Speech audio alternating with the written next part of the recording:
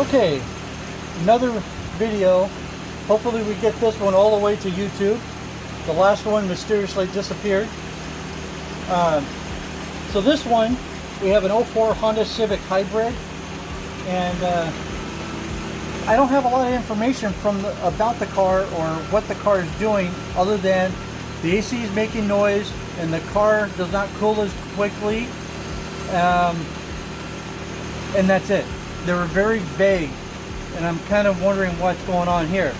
So the car is running. The engine does seem to be idling a little rough. We have this plastic piece is shaking quite a bit, and I don't think Honda planned for that. So I'm going to have to, I want to see if this is normal. It is a hybrid, so we have the gas engine, and then the transmission is a motor generator setup. A little different from Toyota's hybrid. On the dashboard, the check engine light is on, so the first thing I'm going to do is scan it and see what we can find for codes. Okay, so we got all of it to populate, and now we're checking for codes. Battery module deterioration, so it's got a history code for the main battery for the hybrid system. Transmission control system, that's probably also that. And we got a lot of these other codes, and that one doesn't even give me a definition for it. On engine speed signal, battery voltage, battery problem. Okay. Alright, so that's not what they're here for. They're here for AC. So now that I know that none of this has to deal with the air conditioning, I can skip this. I will print this out and hand it to the customer and see what he wants to do. Anyway, so let's go and do an AC service and see what we're finding. Okay, so the car is in the shop a little bit, so we're away from the heat of the day. First thing I want to do when I start an AC service is to make sure that the compressor is engaging. So let me turn the AC on and then take a look at the compressor.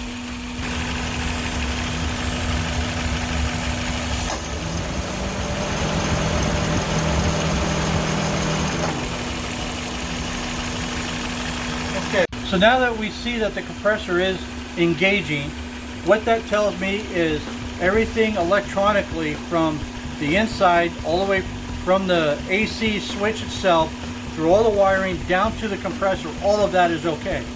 But we're still not getting cooling, so we now need to hook up my manifold gauges and see what kind of pressures we got. We'll be back.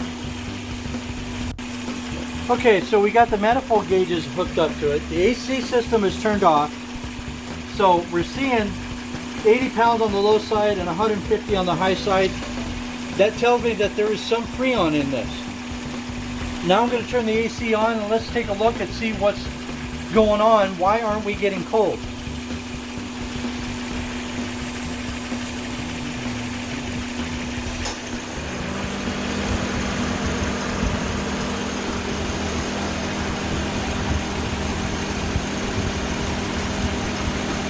We have something going on the low side. Our high side pressure is practically normal, but our low side pressure is too high, so we have a restriction somewhere.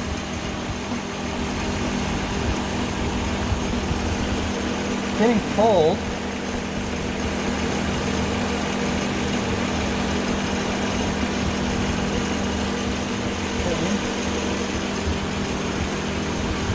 So now the next step for me is I want to pull the freon out to see if we actually have a full charge. Okay, so we got the poor man's AC machine out here. We're about ready to recover the freon. So we're going to open up my valve here. We also got to turn on our scale and then zero that out. Might have already zeroed. Yeah. Open this valve up. Turn this on. Turn that on. Open this up.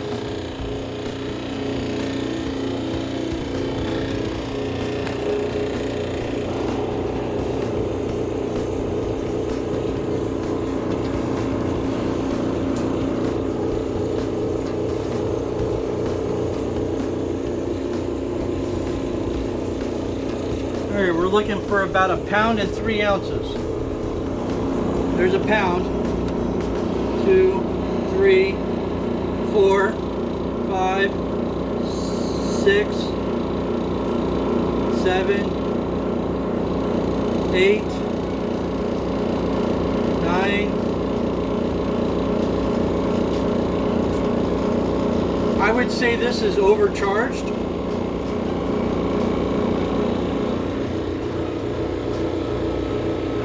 And that's why you never use those cans at the parts store.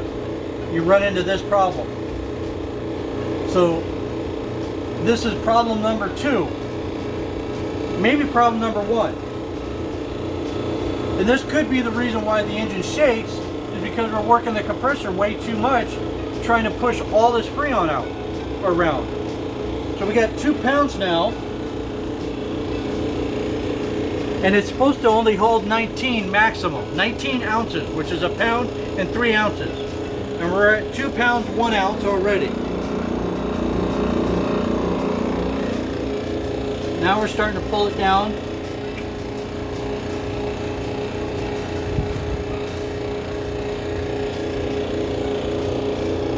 That's funny.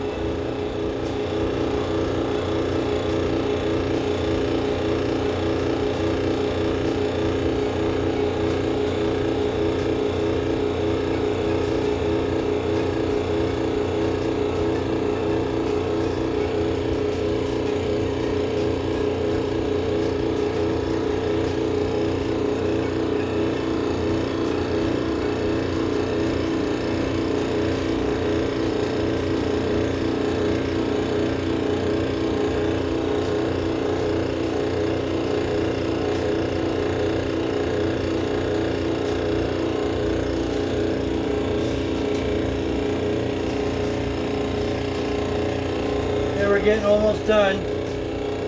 Starting to pull a vacuum on it.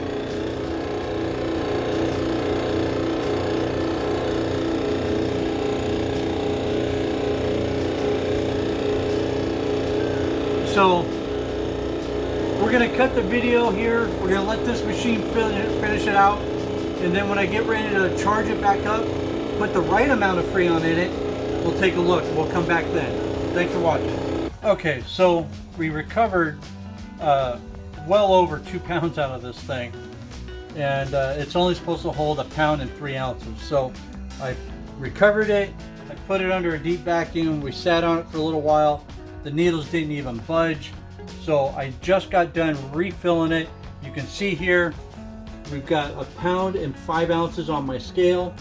It holds 1 pound and 3, and we add 2 ounces for the hoses in the system.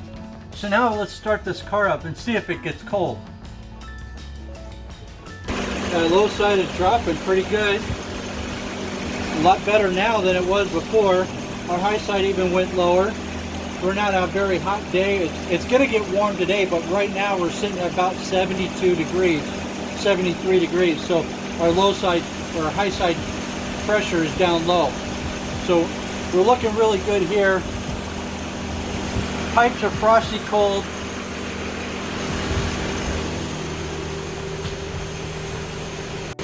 Yeah, we should be in the 30s by now, and we only got 52 degrees.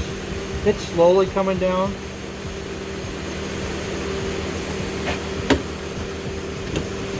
See if I can rev the engine up.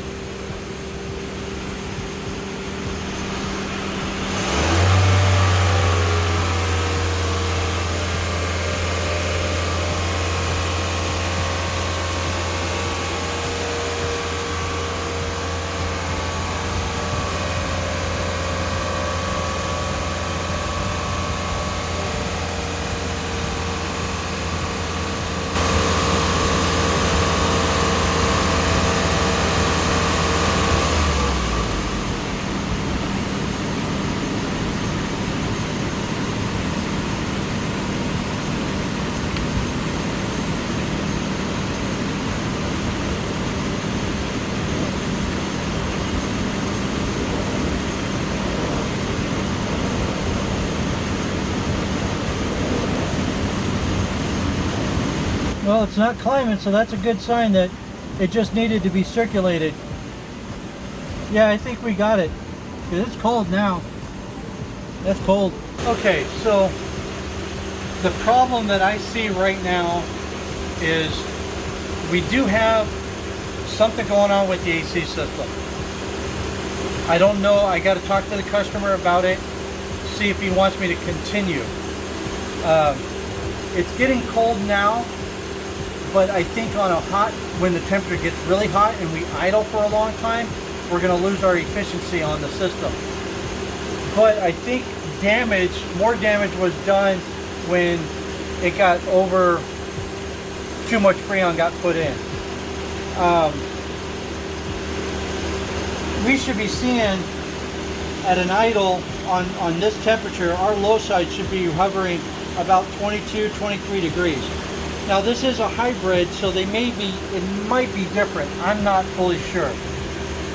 I just know what I like to see. My high side pressure is good. My low side pressure is a little too high. I don't like it being up that high.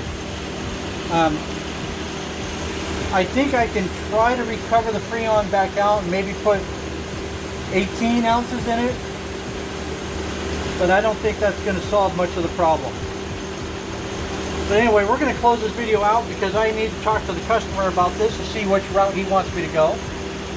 He may just say forget it and be on his way. He may say let's go ahead and dig more. I think at this point what I would do, my next step would be the thermal expansion valve, which would be inside the dashboard connected to the evaporator. So that's a big ticket item. I don't see a need to go after the compressor because we can build up pressure. The compressor is pumping it and building that pressure up on the high side. So I think the compressor's okay.